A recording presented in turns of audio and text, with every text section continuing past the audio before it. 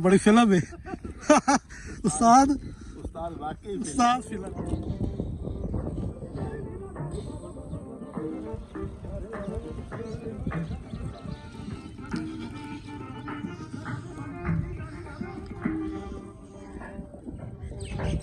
भाई स्वेन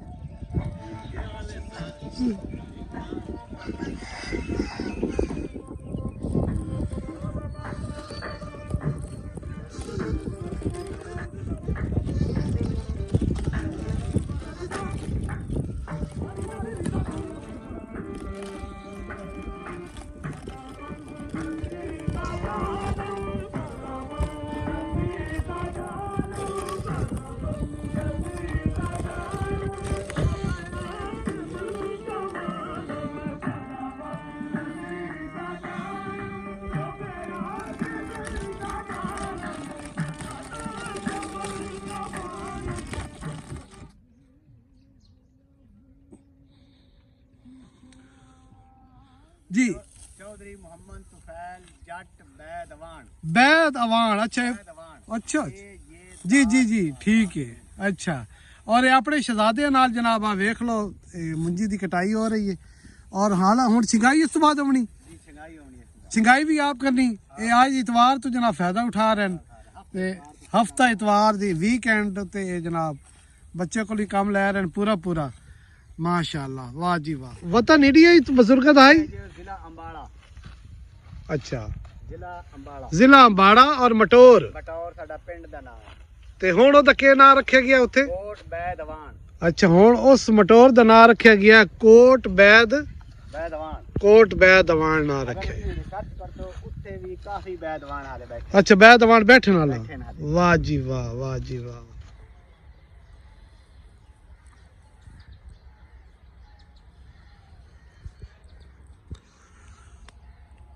दोस्तों मैं आया हाँ डेरा जातेन बाग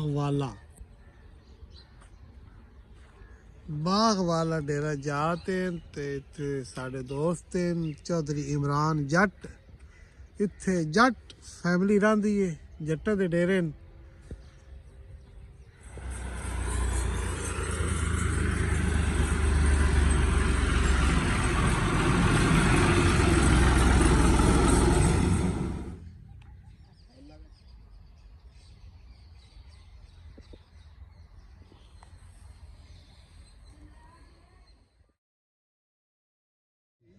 अस्सलाम वालेकुम।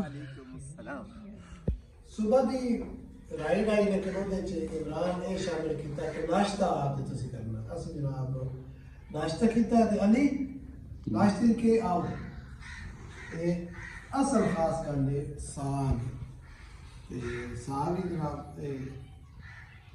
देसी घी है।